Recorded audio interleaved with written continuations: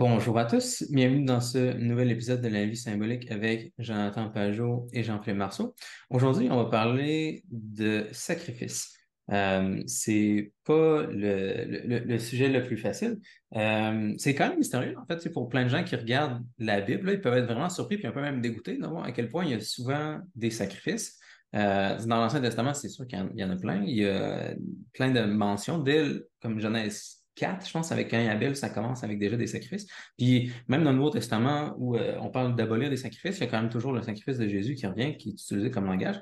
Puis pour des gens aujourd'hui, ça peut être bizarre. Maintenant qu'on fait plus de sacrifices rituels d'humains ou d'animaux. Mais il faut savoir que c'est à cause de cette tradition-là qu'on a dans la Bible, entre autres, qu'on n'en fait plus de sacrifices. Fait que les gens sont choqués comme à l'envers. Là, c'est à cause de cette tradition-là qu'ils sont choqués par cette tradition-là même. Mais il y a plein de choses à expliquer là-dessus. Comment ça se fait que c'est aussi répandu dans les cultures anciennes, le sacrifice? Comment ça se fait qu'on l'a aboli, etc. Fait que pour commencer, j'avais envie d'y aller avec une question, Jonathan, parce que dans la Genèse 1-2, il n'y a pas de sacrifices animaux encore qui sont faits ou encore moins de sacrifices humains. On dirait qu'il y a un genre de liturgie naturelle, là, on peut dire, où il y a une hiérarchie bien ordonnée. euh, dans le cosmos, la création initiale. Puis, s'il y a un genre de sacrifice, maintenant, ce qui s'en approche du plus près, c'est que Adam doit comme offrir tout ce qu'il fait, la façon dont il ordonne la création à Dieu. Fait que c'est un genre de sacrifice d'attention, peut-être, on peut dire, mais il n'y a pas quelque chose de sanglant encore. Au moins, ça ne semble pas être décrit comme ça parce qu'il n'y a pas de il n'y a même pas encore la permission de manger des animaux. Puis même les animaux, eux autres, même, ils ne mangent pas d'autres animaux, ils mangent des plantes. Fait que il ne semble pas y avoir vraiment comme de sang qui coule avant. Mais dès qu'on arrive à Genèse 4, avec Caïn et Abel, là, on voit le premier sacrifice. Fait que c'est très, très tôt dans la Bible. Puis c'est à cause de ça, je me demandais si on pouvait voir le sacrifice comme une conséquence de la chute ou bien si c'est quelque chose qui était comme voulu dès le début. Ben, je pense que ça va être plate comme réponse, mais je pense que ça peut être, on peut le comprendre comme les deux, là. Mhm. C'est-à-dire, d'un côté, tu sais, l'idée du sacrifice sanglant, c'est clair que c'est un résultat de la chute, qui est quelque chose qui vient après. C'est comme une façon de se reconnecter avec Dieu de l'extérieur du jardin, une façon d'offrir à Dieu pour recevoir de Dieu, là. Mais il y a aussi une façon, en tout cas dans la Bible, il y a une image assez marquante qui est l'idée de l'agneau de Dieu qui a été sacrifié avant le début des temps, là, tu sais, avant la fondation du monde. Puis ça, c'est une image qui est très mystérieuse parce que tu as comme l'idée d'une certaine façon que le sacrifice de l'agneau est éternel, tu sais, que d'une certaine façon, la crucifixion de Jésus, elle n'est pas seulement une conséquence de la chute, mais qu'elle est à l'origine de la réalité, à l'origine de la création. Euh, Puis, tu sais, une façon de réconcilier ça, c'est que d'une certaine façon, le sacrifice de Jésus, c'est un sacrifice de soi. Tu sais, c'est ça qui est comme à la source de tout. Puis c'est possible que c'est la meilleure façon de comprendre comment réconcilier les deux. C'est que tu pourrais dire que d'une certaine façon, ce qui est caché même dans l'histoire de la Genèse, c'est le sacrifice de soi. Alors, Adam, il est demandé de ne pas faire une chose, de ne pas manger l'arbre du bien et du mal. Puis d'une certaine façon, il doit être capable de sacrifier sa volonté propre aux dépens, pour une volonté plus élevée que lui. Puis que c'est possible qu'on peut comprendre que le sacrifice est imbriqué déjà dans l'histoire de la Genèse dans cette relation-là. Mhm. C'est bon, on va essayer d'y aller en détail. C'est intéressant de se rendre à cette étape-là de l'agneau sacrifié avant la fondation du monde, là, comme Jésus. Là. Il y a plein de, de problèmes que Jésus vient résoudre en faisant ça, qui réfèrent à des sacrifices qu'on a dans l'Ancien Testament, et qu'on peut essayer de se rendre là. Euh, Mais peut-être, j'aimerais ça faire un truc pour aider les gens à saisir en premier, c'est que le problème du sacrifice, souvent, la raison qu'on a de la difficulté à le comprendre, c'est parce que on a l'impression que c'est quelque chose qui n'existe plus aujourd'hui, que c'est quelque chose qu'on fait plus. Mais de voir les endroits où on a encore des sacrifices aujourd'hui, ça peut-être aider les gens à saisir pourquoi les sacrifices sont si importants dans les cultures humaines, puis c'est important dans la Bible. Tu sais, on a vraiment des façons dont on sacrifie aujourd'hui. Il y a des façons dont on sacrifie, comme on pourrait dire, vers le haut.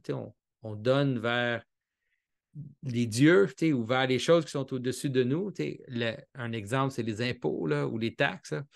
Les taxes et les impôts, c'est une façon dont on sacrifie nos biens. On prend une partie de nos biens, puis là, on la donne vers le haut. On la donne à quelque chose qui est au-dessus de nous. Puis là, en échange, ce qui est au-dessus de nous promet de nous couvrir, de nous couvrir par la protection, par l'identité, par la capacité de maintenir la cohésion du groupe dans lequel on participe. Ça, en fait, c'est pas totalement si loin de l'idée du sacrifice ancien. C'est moins ritualisé, ou ça nous semble moins ritualisé parce que mais c'est ritualisé en passant, c'est très ritualisé parce que tu payes tes impôts à telle date à chaque année, tout le monde le fait en même temps. Il y a comme il y a un rythme des impôts, tout le monde le sait, c'est quand on célèbre les impôts à chaque année, puis on a une façon de le faire, on remplit le formulaire, on fait ci, on fait ça, puis là, on reçoit nos lettres et tout. Fait que c'est juste parce qu'à cause qu'on pense toujours que les rituels, c'est quelque chose qui n'existe plus ou dans lequel on ne fonctionne pas, on ne réalise pas qu'en fait, la façon dont on sacrifie nos biens aujourd'hui à notre participation plus élevée, c'est quasiment autant ritualisé que d'aller au temple à chaque année pour offrir ton agneau à Dieu, puis tout ça. Fait que ça, c'est la première chose de comprendre, c'est qu'on participe, on fait ça toujours, on le fait à plusieurs niveaux. Par exemple, si tu fais tu peux imaginer, par exemple, un repas de famille. Dans un repas de famille, tu vas avoir exactement une structure de sacrifice. Tu fais un potluck, c'est le meilleur exemple. Tout le monde vient, tout le monde apporte de la nourriture, puis l'offre à la famille. Puis là, le sacrifice, il est jugé par la famille. Tout le monde, il faut que tu offres ton meilleur, il faut que tu offres ta meilleure recette parce que tu veux comme participer à l'identité de la famille. Si tu amènes quelque chose de boboche, tu amènes quelque chose de pas trop génial, ben là, ton sacrifice va être jugé. Vraiment de la même façon que Caïn et Abel, leur sacrifice était jugé quand ils l'offrent à Dieu. Là. Puis là, après ça, la partie importante du sacrifice aussi que les gens oublient, c'est que le sacrifice, il va dans plusieurs directions. C'est-à-dire, en général, le sacrifice, on offre en haut, puis là, on reçoit un corps, comme j'avais dit, de ça. On reçoit la capacité d'être ensemble. Dans le cas de l'État, on reçoit des services qui font que notre monde fonctionne, des routes, mais dans le cadre de la famille, on mange ensemble. Fait que la nourriture qu'on offre à la famille, après ça, on la mange ensemble. Et ça, c'est la même chose que le sacrifice dans l'Ancien Testament. Le sacrifice de l'Ancien Testament, on offrait l'agneau à Dieu, mais après ça, on mangeait la viande du sacrifice. Fait que, disons, comme famille ou comme personne, on venait, on offrait l'agneau. Puis là, les prêtres qui participaient à notre sacrifice allaient manger une part du sacrifice.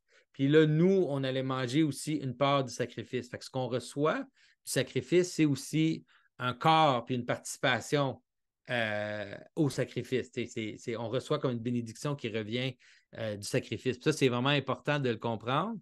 Tu peux le comprendre dans la famille plus facilement. Là, ce qu'on reçoit, c'est un corps. C'est-à-dire, quand on offre la nourriture à notre famille, puis là, on mange ensemble dans le potluck, bien là, on reconnaît entre nous qu'on fait partie de la même famille. On reçoit la famille en échange, on pourrait dire. Ouais, puis ça, c'est comme, disons, le côté positif du sacrifice ou le côté comme qui est juste vertical, mais il y a aussi une histoire de non, sacrifice qui est vu comme négatif dans la Bible, puis qu'il faut aussi régler. Là. Fait que, tu sais, tu as le sacrifice de Caïn, d'Abel. Euh, Abel va sacrifier un animal, c'est bien accepté. Abel fait un sacrifice végétal, c'est pas clair exactement pourquoi c'est pas bien accepté, mais c'est pas bien accepté. Ça, c'est comme le premier sacrifice explicite de quelque chose qu'on brûle pour le faire monter à Dieu. Puis tout de suite après, il y a comme une genre de corruption de ça, où Caïn va tuer Abel, puis ensuite va fonder la première ville. Puis c'est pas décrit explicitement comme un acte de sacrifice rituel dans ce cas-ci, mais il y a plein de villes dans l'Ancien Monde qui étaient fondées comme ça, sur un sacrifice humain. Euh, je me demande si on peut pas voir comme ce genre de sacrifice-là qui arrive comme une corruption du sacrifice que Caïn et Abel faisait, qui lui comme semblait être une solution lui-même au problème de la chute, là. C'est comme, disons, une deuxième chute, un deuxième problème qui arrive avec le sacrifice. Ce sacrifice-là, comme selon Girard au moins, là, ça consiste à comme tu essaies de te tenir ensemble comme groupe en blâmant quelqu'un d'autre, quelque chose d'autre, comme Caïn qui blâme Abel, puis ensuite fondent la première ville. Il semble que plein de villes dans l'Ancien Monde étaient vraiment fondées sur des sacrifices de ce genre-là, Oui. où on mettait toutes les blâmes du groupe sur quelqu'un, puis au lieu d'être en conflit ensemble, ben maintenant on se tenait bien. Puis il y a plein d'exemples historiques de ça qui sont arrivés, là, Oui. des exemples à petite échelle où on blâme quelqu'un ou un groupe pour se souder ensemble. Fait que la meilleure façon de comprendre cet aspect-là, moi, j'ai toujours l'impression que Gérard, il lui manque 50% de la donne, là. C'est-à-dire, Gérard, il a vraiment bien analysé le sacrifice du bouc émissaire de façon très, très. Tu vois, c'est la personne qui l'a le mieux compris possiblement, puis d'une façon qu'on peut le comprendre aujourd'hui. Mais dans la Bible, il y a deux sacrifices. Puis on peut le comprendre dans le sacrifice de Yom Kippour. Ça, c'est peut-être l'endroit où on peut le mieux le saisir. C'est-à-dire, euh, dans le sacrifice qui nous unit à Dieu, c'est ça, Yom Kippur, l'atonement, l'unification avec Dieu, euh, il y a deux sacrifices. Il y en a un qui est offert à Dieu, puis il y en a un qui est envoyé à l'extérieur. Fait qu'il y a deux agneaux, il y a deux chèvres dans le sacrifice de Yom Kippur. Il y en a une qui est offerte à Dieu, puis l'autre qu'on met nos péchés dessus. Puis là, on l'envoie à l'extérieur pour genre apporter éloigner nos péchés de nous. Puis dans le fond, la façon de le saisir, c'est de vraiment comprendre en fait que le sacrifice, c'est la base de l'identité. C'est pour ça que le sacrifice est utilisé pour créer la ville. Parce que la ville, c'est un marqueur d'identité. Pour qu'une ville existe, on doit établir un intérieur et un extérieur. Okay? Puis ça l'implique nécessairement le sacrifice. Fait que tu peux le comprendre à tous les niveaux de réalité. Tout ce qui devient identité nécessite les deux choses. Nécessite un sacrifice vers l'identité, puis quelque chose qui est coupé, qui est exclu de l'identité. Okay? C'est vraiment un truc là, qui a rapport avec l'attention elle-même. C'est-à-dire notre attention fonctionne comme ça. Notre attention, elle est à la fois focus, puis à la fois éliminatoire. Elle élimine les choses qui ne font pas partie de ça sur quoi je porte l'attention, mais aussi elle a comme une attraction, un rayon qui s'en va vers la chose sur laquelle on porte attention.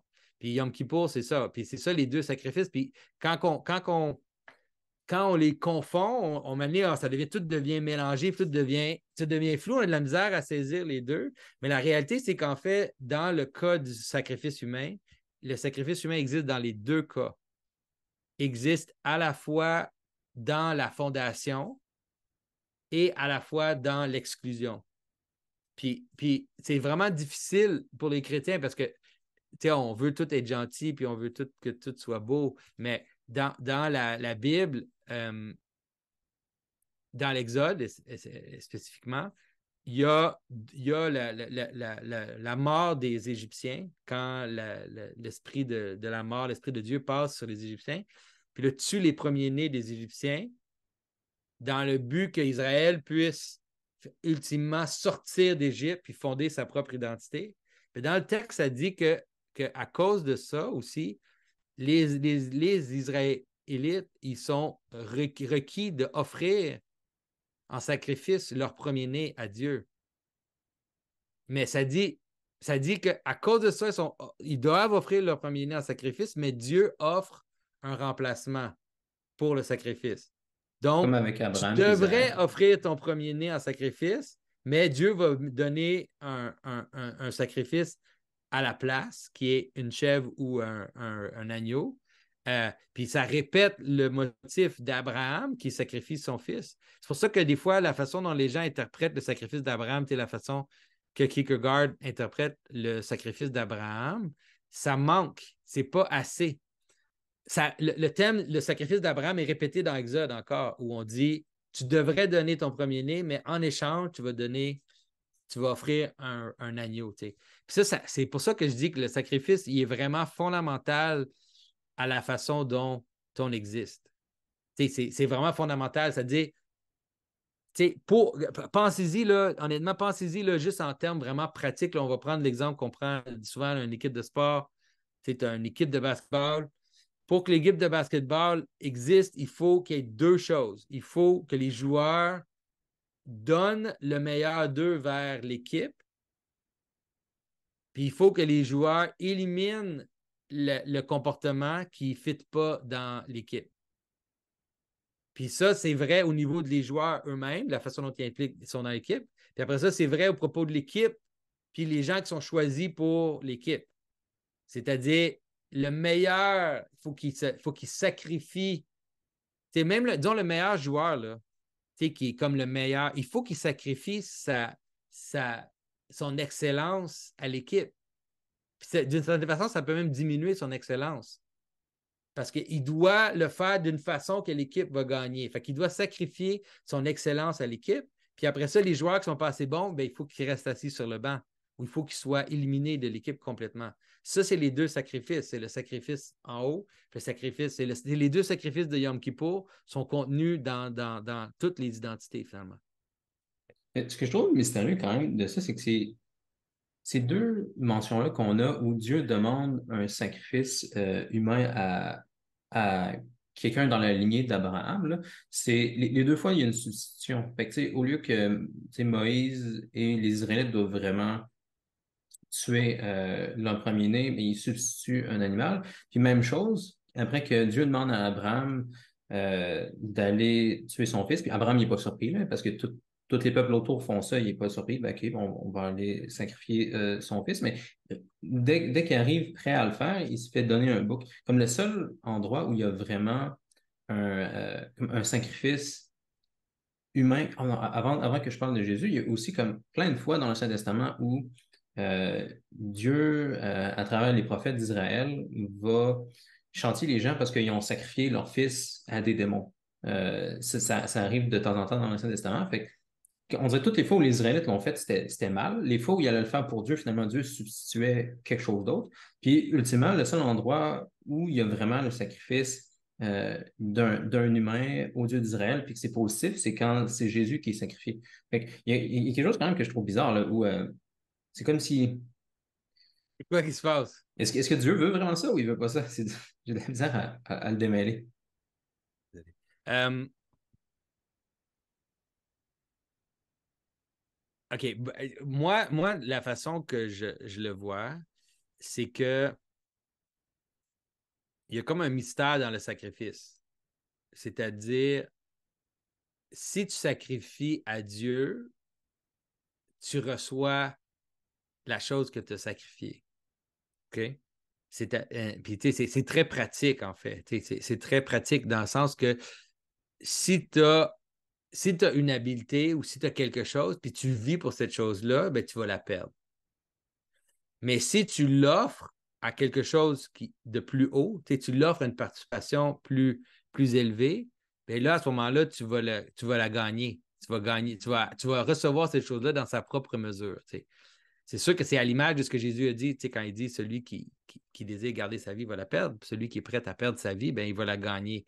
Mais je pense que c'est ça qu'on voit dans l'image du sacrifice, c'est-à-dire Dieu demande qu'on sacrifie ce qui est le plus précieux pour nous.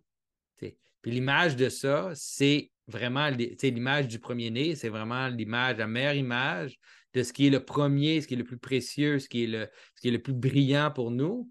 Dieu demande qu'on l'offre à Dieu, puis la surprise qu'on reçoit, c'est que quand on fait ça, en fait, Dieu nous le redonne. Fait que j'ai l'impression que c'est ça, en fait, qui arrive dans le cas d'Abraham, puis c'est ça aussi qui arrive dans le cas du sacrifice dans l'histoire de l'Exode.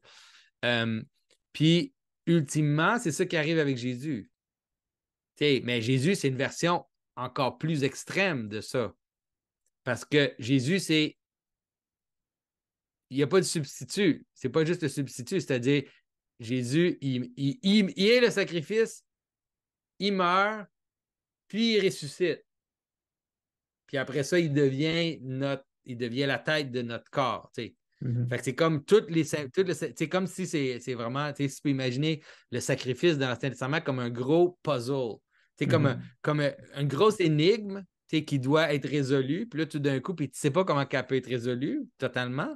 Puis c'est comme un peu dérangeant, comme tu dis, parce que tu es comme là, pourquoi Dieu demande à Abraham de sacrifier son fils, puis après ça, il change. Puis comme tu dis, est-ce qu'il veut ça ou est-ce qu'il veut pas ça? C'est pas. On dirait que l'énigme est là. Puis là, tout d'un coup, quand dans l'histoire de Jésus, tout d'un coup, tu vois la solution à l'énigme. Tout vient s'imbriquer ensemble. Puis là, tu vois la plus puissante des versions du sacrifice dans l'histoire de Jésus où, premièrement, il ne sacrifie pas quelqu'un d'autre ou d'autre chose. C'est lui qui se donne lui-même. Deuxièmement, euh, il revient à la vie, il est ressuscité. C'est comme tout est là dans l'histoire de Jésus au niveau du sacrifice, hein. Ouais, ça vaut la peine d'en parler parce qu'il y a vraiment plein de choses qui réfèrent, on dirait, à des aspects du puzzle comme les Juifs avaient réussi à comprendre partiellement, on dirait, dans l'Ancien Testament, mais pas complètement, là.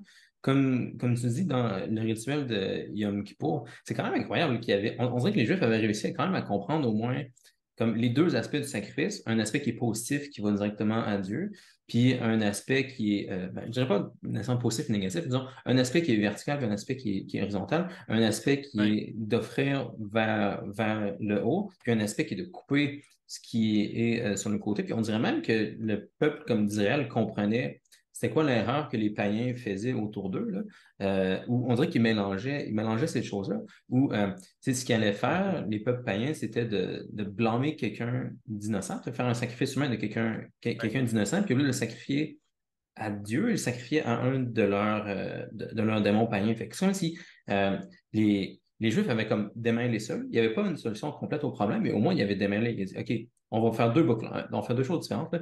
Comme nos péchés, au lieu de les mettre sur quelqu'un qui est innocent, on va les mettre sur un bouc, puis on ne sacrifiera pas ce bouc-là. Ce bouc-là, on va juste l'envoyer dans le désert. Ben, c'est-à-dire, il n'est pas sacrifié à Dieu, là. On ne donne pas ce bouc-là à Dieu. Le bouc Ouais. avec les péchés, lui, on l'envoie dans le désert, comme on se débarrasse de nos péchés. Puis ensuite, c'est les païens qui sacrifiaient ce bouc-là, en fait.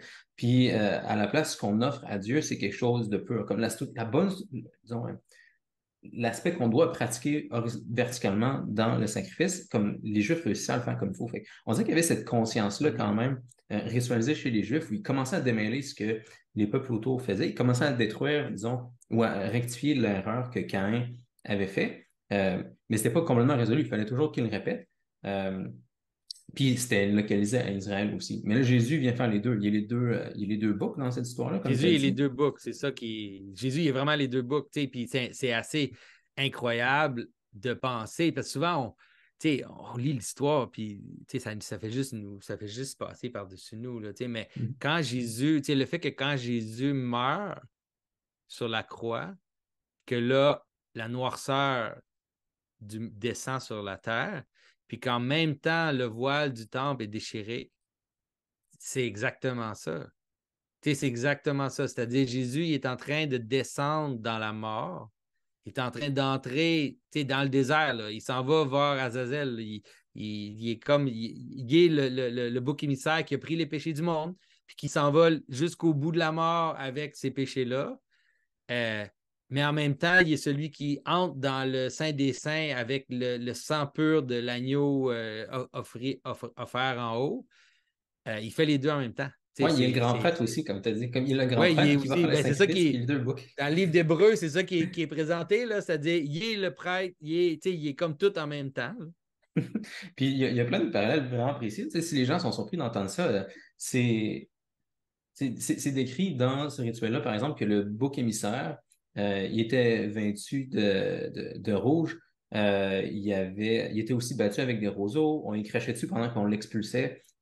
Puis c'est ça que Jésus a fait faire aux gens, comme on dirait, sans qu'ils s'en rendent compte, là, qu'il est en train d'exécuter ce rituel-là. Puis ce qui est fou aussi, c'est qu'il l'a fait pas juste pour les Juifs, mais pour les Romains aussi.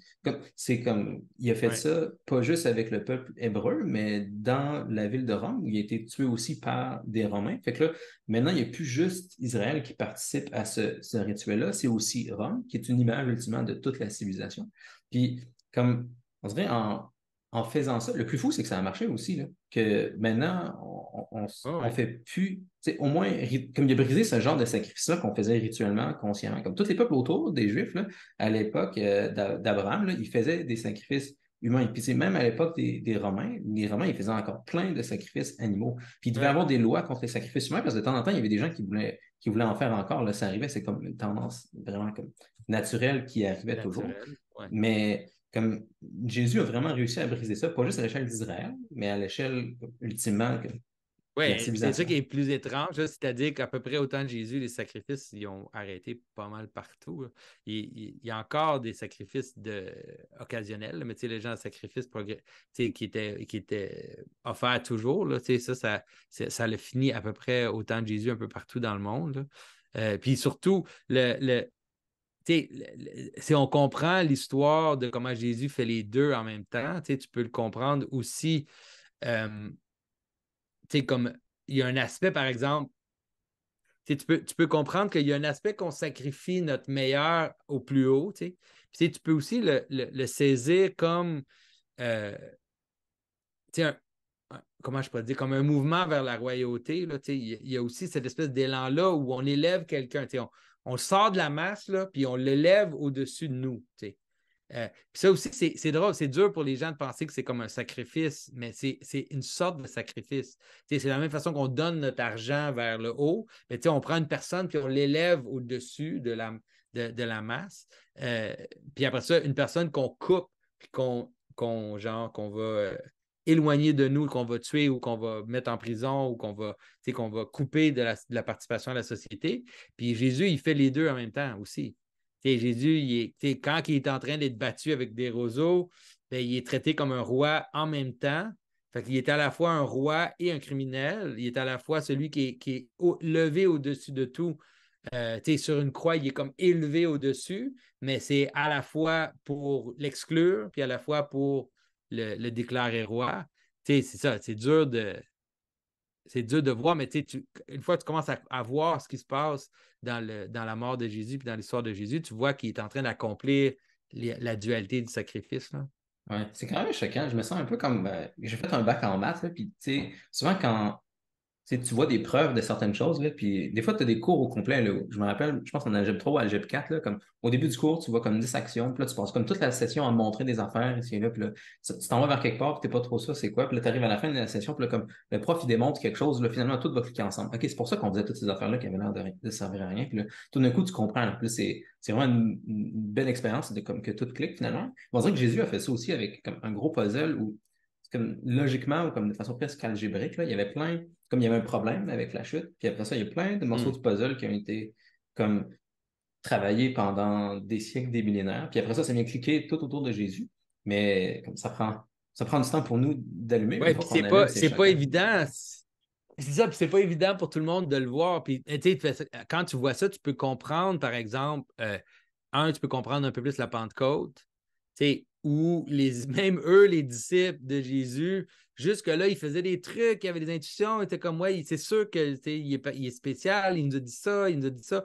Puis, tout est comme, est tout là, mais c'est pas encore. Puis là, tout d'un coup, clic, l'Esprit de Dieu descend, puis là, tout clique ensemble. Puis là, ils sont comme quasiment fous, de leur capacité tout d'un coup de voir le puzzle, Puis là, Pierre, il se lève, puis là, il déclare, que dans le fond, tout ce que les prophètes ont dit, tout ce qui était là avant, ça a tout été accompli maintenant dans ce personnage-là. Puis tu peux imaginer la même chose avec Saint Paul, qui tout d'un coup, il est frappé de cette compréhension-là. Puis là, il tombe de son cheval comme ça. Euh, puis c'est ça, mais c'est dur parce que tu ne peux pas le causer dans quelqu'un.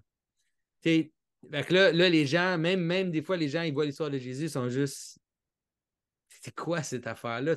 C'est comme pourquoi il meurt, il revient à la vie. C'est quoi? Qu'est-ce qui se passe? C'est vrai que jusqu'à temps que tu aies comme cette espèce d'intuition-là où là, tu vois le puzzle qui se résout, c'est difficile. Mais ce qui est fou aussi, c'est que on dirait comme que historiquement, ça a fait son chemin de façon un peu comme souterraine, comme sans que les gens comprennent nécessairement si clairement ou si explicitement qu'est-ce qui se passait, là. Oui, Parce que, tu sais, Jésus a vraiment réussi à abolir des sacrifices qui étaient illicites en les remplaçant par son propre sacrifice. Puis, on a déjà parlé à une autre émission, mais c'est vous parce qu'il a comme changé la moralité de plein de peuples sans qu'ils sachent comme d'où venait ce changement-là. L'exemple le plus drôle, je trouve, là, c'est, tu sais, vu que Jésus montrait que ultimement le sacrifice qu'on doit faire, c'est le sacrifice de nous-mêmes, puis que comme souvent les sacrifices qu'on fait de quelqu'un d'autre, c'est des sacrifices mauvais. Les païens se sont mis à voir ça sans comme se rendre compte que c'était chrétien, puis là, ils devenaient influencés par ça. Puis l'exemple le plus drôle, je pense, c'était Julien l'Apostat, où lui, il avait été élevé dans une culture qui était plus explicitement chrétienne. Il voulait retourner au paganisme romain, mais il était rendu tellement influencé par la morale chrétienne sans s'en rendre compte qu'il voulait que maintenant les païens fassent plein de bonnes œuvres. Il voulait montrer que, en fait, les païens étaient plus bons que les chrétiens de façon chrétienne. Mais tu sais, tous les prêtres païens, ils savaient très bien que ça marchait pas, qu'est-ce qu'ils faisaient, mais comme ils s'en rendaient plus compte, les païens avaient déjà fondamentalement perdu parce que, comme de façon souterraine, sans que les gens s'en rendent compte, Jésus avait brisé comme leur façon de fonctionner. Ils montraient que les sacrifices sur lesquels leur système était basé étaient juste brisés. Il n'y avait aucune validité. Fait que les païens avaient perdu il n'y comme avait sans plus de s'en rendre compte. fonction. Hey, non, mais tu as totalement raison. Puis tu sais, je veux dire, parle aux gens, tu sais, quand les gens maintenant, si tu leur parles de sacrifice de soi, les gens, ils vont comprendre immédiatement. Tu sais, tout le monde comprend le sacrifice de soi. Mais si tu dis sacrifier quelqu'un d'autre, tout le monde sait que oui, ça peut marcher. Si on met tout le blâme sur lui puis on l'élimine, ou tout le monde sait que ça peut marcher, mais tout le monde est un peu dégoûté ou doit le faire de façon cachée, on doit le faire de façon. On ne peut pas le faire ouvertement comme c'était fait avant, mais tout le monde veut donner l'impression qu'il se sacrifie lui-même puis qu'il se donne et tout. C'est ça, c'est comme tu dis, ça, c'est juste le christianisme qui a tellement infiltré la pensée qu'on voit ça comme inévitable, que le sacrifice de soi devient inévitable. Puis, c'est, c'est tellement profond. Euh, même dans notre idée de la façon dont on conçoit notre relation avec nos enfants, avec nos. On a toute l'idée qu'on doit se donner. Les anciens Romains, là, c'est pas comme ça qu'ils voyaient ça. Là. Je veux dire, les anciens Romains, c'était le père de famille, il était le chef de la famille, puis tout le monde le servait, puis les enfants le servaient, puis tout le monde le servait. Puis c'est tout, là. C'était vraiment simple. Là. Et c'était très violent, là. Tu sais, si des enfants qui ne voulaient pas, ils les mettaient dans des puits, là, puis ils mouraient, là. Il y avait comme Hey, des immenses cimetières communs, il y avait plein de bébés à Rome, là, où, tu sais, les hommes romains aussi pouvaient violer n'importe qui voulait, qui n'était pas un autre citoyen romain, là, n'importe où. Il y avait, comme comme tu dis, c'était vraiment top-down comme structure, là. Les gens qui avaient du pouvoir, ils n'étaient pas responsables du tout de se donner pour les autres, là. Puis si tu lis les mythes gréco-romains, c'est aussi ça que tu vois, là. Il n'y a comme aucun souci pour les pauvres. Puis le souci qu'on a aujourd'hui pour les gens qui sont en bas dans la hiérarchie, c'est absolument pas quelque chose de naturel. C'est quelque chose qu'on a à cause de notre héritage chrétien, même si les gens ne s'en rendent pas compte. Mais ce qui est fascinant, c'est que, puis là, je pense René Girard, il est vraiment bon là-dessus, puis Tom Holland aussi était vraiment bon là-dessus, là, à montrer comment, oui, même aujourd'hui, comme quand on essaie de faire quelque chose vraiment de mauvais, ça doit venir d'une certaine façon comme une corruption de quelque chose qu'il y a dans le christianisme. Ça ne peut pas venir directement, comme tu as dit tantôt, là, où les Romains, les Grecs, tu peux dire très directement, ben, le Dieu a décidé telle chose, on décide d'opprimer les pauvres, peu importe, comme c'était normal, comme tous les gens comprenaient que c'était comme ça que la société marchait. Mais maintenant, il faut toujours comme, trouver une certaine perversion du christianisme pour justifier quelque chose comme ça. Donc, par exemple, les, euh, comment les communistes justifiaient de mettre le blâme sur les riches puis d'en éliminer des millions? Ben, c'est parce que tu sais, tu fais ça par compassion pour les pauvres. Ou comment est-ce que tu justifies. Je pense qu'il y a plein d'autres exemples comme ça qu'on peut voir dans la société présentement, là, où tu sais, tu veux blâmer un certain groupe, ben, tu le fais en compassion pour un autre groupe. Ou sinon, des fois, ce qui se passe, c'est arrivé rarement quand même dans l'histoire depuis le christianisme, mais des fois, il va y avoir une réjection comme explicite du christianisme, quelqu'un qui reconnaît comme c'est quoi la structure de souci pour les pauvres, puis qui décide de juste comme dire que c'est faux. Comme les nazis, ça semble être ça qu'ils ont fait. En tout cas, selon René Girard, là, eux autres, ils ont juste Ouais. décidé. C'est comme s'ils ils comprenaient c'était quoi la structure qu'il y avait dans le christianisme, puis ils disaient que nous, on n'en veut pas. On fait juste refuser, puis les pauvres, ben, on va les opprimer. C'est la volonté du plus fort, puis c'est comme ça que les choses marchent. Oui, c'est ça. Mais tu sais, ça, tu vois, dans Nietzsche, Nietzsche a essayé. C'est sûr que tu sais, il ne faut pas réduire Nietzsche au nazis, là, mais tu sais, Nietzsche a quand même essayé de trouver une moralité qui n'était pas chrétienne. Puis ça, à quoi il arrivait, c'était pas. C'était pas du tout. C'était exactement le règne du plus fort, là, même s'il voulait l'imaginer de façon morale ou il ne voulait pas l'imaginer de façon violente. À la fin, ça s'exprime quand même dans la réalité. Tu sais. Puis c'est ça. Fait que, tu sais, c'est ce qui est intéressant, c'est que dans l'histoire du christianisme, il y a plein d'exemples de perversion, plein d'exemples où ça n'a pas été fait. Mais le fait qu'on peut regarder ces histoires-là, puis blâmer les gens qui l'ont fait, qu'on peut les critiquer. Tu sais, Jules César, il s'est vanté d'avoir tué 1 million de Gaulois. Il ne sentait pas besoin de le cacher. Il n'avait pas besoin de donner des excuses. C'est juste, non, j'ai tué 1 million de Gaulois, puis donne-moi une couronne parce que j'ai fait ça. J'ai pris 1 million d'esclaves gaulois, j'en ai tué 1 million, puis je suis grand à cause de ça, mais un monarque chrétien ne pourrait jamais faire ça. Il va être obligé de donner des excuses, il va être obligé de faire assemblant, de le cacher ou quoi que ce soit. Mais juste ce fait-là, ça démontre jusqu'à quel point notre façon de voir le monde, notre moralité a été changée par le christianisme. Puis c'est fascinant d'essayer de réfléchir jusqu'où ça va aller, parce qu'on voit certaines pratiques un peu qui reviennent, puis on en a parlé ici et là dans certains épisodes, mais c'est plus facile d'en parler maintenant qu'on est explicitement sur le sacrifice, mais il y a des pratiques aujourd'hui qu'on fait qui ressemblent plus à des sacrifices anciens, là, comme, tu sais, peut-être ce qui est le plus clair, c'est les parallèles entre l'avortement puis les sacrifices des premiers-nés qui se passent aujourd'hui. Puis justement, c'est quelque chose qui se passe en compassion pour quelqu'un d'autre. Mettons, en compassion pour la mère, ben, on va permettre de tuer l'enfant. Fait que c'est Non, curieux mais de voir. l'avortement, là, tu sais, l'avortement, c'est vraiment un sacrifice. Tu sais, je sais qu'il y a des gens qui vont ils vont être fâchés que je dis ça, mais c'est vraiment un sacrifice au sens le plus strict de la chose. Tu sais, c'est-à-dire, j'ai quelque chose que je. Tu sais, moi, j'ai une chose bonne que moi, je crois que je vais avoir. C'est-à-dire, moi, j'imagine ma vie, j'ai un plan pour les choses. Je sais que c'est ça qui est bon pour moi. Puis là, tout d'un coup, je offre, tu sais, je vais tasser la chose qui est dans le chemin, puis je vais le faire avec une vision du futur. Tu sais. C'est vraiment ça. Là. C'est vraiment un sacrifice de bouc émissaire. C'est-à-dire, cet enfant-là qui est en moi, il est l'obstacle à mon but, il est l'obstacle à la vie que je veux avoir. Puis donc, je dois l'éliminer. C'est justifié de l'éliminer pour maintenir, puis pour aller vers le but que je veux. Tu sais, la structure, elle est parfaitement mappée sur la structure du bouc émissaire. Mais je trouve ça vraiment fascinant comme de demander où est-ce que ça va aller, parce que ça semble être d'une certaine façon quelque chose de nouveau, là, où tu sais, les Romains, quand ils ne voulaient pas un enfant, ils faisaient juste le jeter dans une fosse, puis personne ne se posait de questions. Il n'y avait pas besoin Ouais. d'essayer de le justifier par d'autres choses.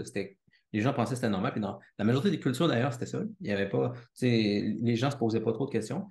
Euh, Cette façon-là de faire a été aboli à cause du christianisme. On peut dire que comme dans le langage de l'Apocalypse, Satan, cet esprit-là de sacrifice, a été enchaîné pendant 1000 ans. Puis là, maintenant, Mhm. ça ressort, mais d'une façon différente, parce que maintenant, on peut plus juste comme sacrifier des enfants comme ça sans le justifier. Fait on justifie d'une certaine façon, mais ce qui est fou, c'est de voir l'ampleur quand même que ça prend aujourd'hui. Il y en a des dizaines de millions, là, je pense, des avortements à chaque année. Et que c'est vraiment Ah des oui. gros nombres. C'est peut-être même plus que, en fait, c'est sûrement plus que ce qu'il y avait à Rome, parce que Rome, c'était pas si énorme en termes de population. Mais maintenant, ça va être justifié d'une complètement autre façon. Fait que je trouve ça curieux de voir comment est-ce que ça va être résolu. Au final, de voir qu'on a des choses anciennes comme ça qui reviennent, mais sous une forme si différente. Ouais. Ben, je ne sais pas comment ça va être résolu, là, mais c'est sûr que c'est des sacrifices dans le but de maintenir un certain type de vie. Tu sais, puis il y en a eu, d'ailleurs, tu sais, même les sacrifices humains, de façon plus explicite, c'est quand même une structure qui continue d'exister dans notre société.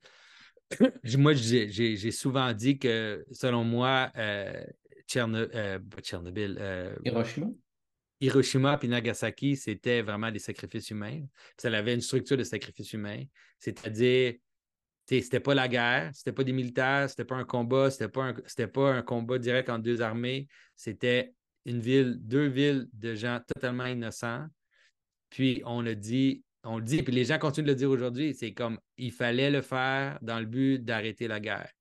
C'est-à-dire qu'on on s'est dit, si on sacrifie ces gens-là, ben là, on va arriver à un plus grand bien. On va éviter plus de morts. Puis ça, c'est la structure exacte des sacrifices humains qu'il y avait dans l'Ancien Monde. C'est-à-dire, si on tue ces gens-là, ça va éviter des plus grands conflits, ça va éviter un plus grand monde, un plus grand mal.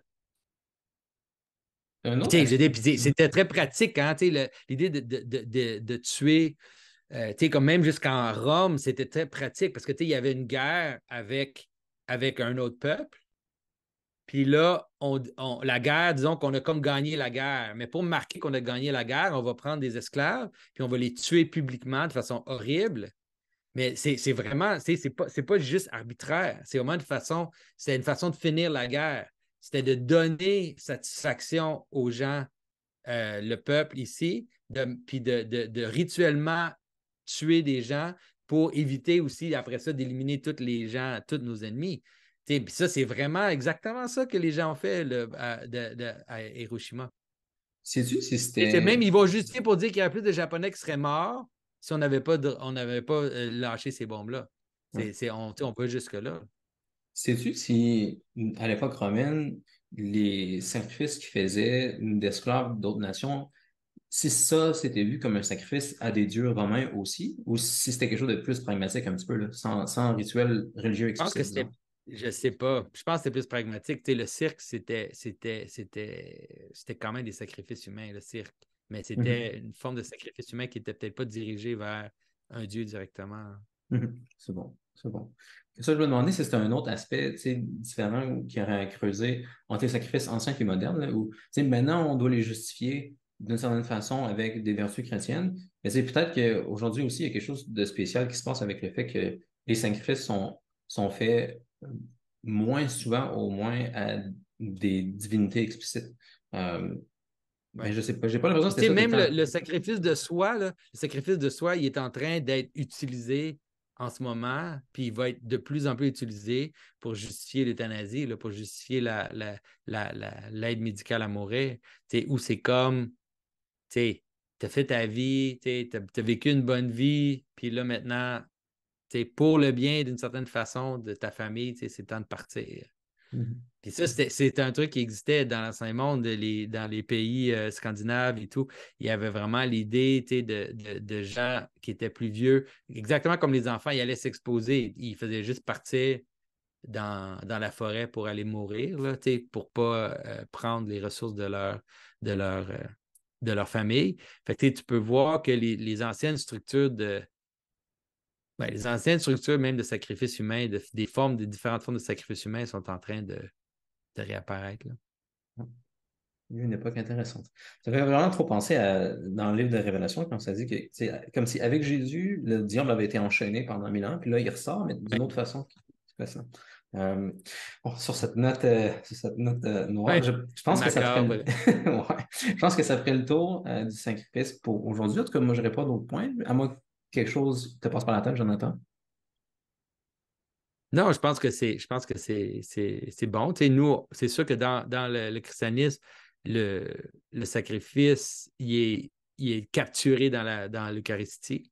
C'est-à-dire que c'est pas qu'on répète le sacrifice de Jésus à chaque semaine, mais plutôt qu'on a la capacité de participer activement dans le sacrifice du Christ par l'Eucharistie, puis que c'est comme un peu l'encre de la réalité dans laquelle on peut approcher puis qu'on peut entrer dans cet encre-là. Puis c'est très mystérieux parce que ça implique à la fois euh, un, on le voit même dans notre approche à l'Eucharistie, on nous demande un sacrifice de soi, on demande la repentance, on demande plein de choses. Même dans la liturgie orthodoxe, par exemple, à un moment donné, pendant qu'on se prépare pour la liturgie, ça dit éloigner maintenant toutes les pensées du monde. Comme il faut éliminer la distraction, puis il faut se donner notre attention à la communion. Puis Dans l'approche à la communion, il y a le sacrifice de soi qui est comme imbriqué aussi dans ça. C'est la façon dont on participe au sacrifice de Jésus ultimement. Ouais, tous les aspects qu'on a mentionnés aujourd'hui, on peut les trouver, là. Ou, tu sais, le sacrifice parfait, Jésus le fait dans l'Eucharistie. Puis aussi de prendre les blancs des autres, prendre nos péchés dans l'Eucharistie, il le fait aussi. Puis c'est aussi le grand prêtre qui préside à tout ça. Fait que, tu sais, on peut participer vraiment à ça à chaque liturgie. Euh, bon, je pense ça clôt pour aujourd'hui. Puis j'ai envie d'annoncer le prochain épisode, on ferait une fois aux questions. Donc, je vous invite tout le monde à laisser vos questions ici. Puis on va essayer de faire un live au moins. On ne sait pas encore exactement ça va être quand pour l'instant. Mais je vais essayer de l'annoncer quelques jours à l'avance sur la chaîne dans un post public que vous devrez pouvoir voir. Puis ben, si vous pouvez, joignez-vous à nous. Puis vous pourrez mettre des questions là aussi si jamais vous ne pouvez pas. Donc, ça clôt la discussion pour aujourd'hui. Merci tout le monde d'avoir été là. Merci Jonathan aussi, toujours intéressant comme d'habitude. Puis on se revoit la prochaine.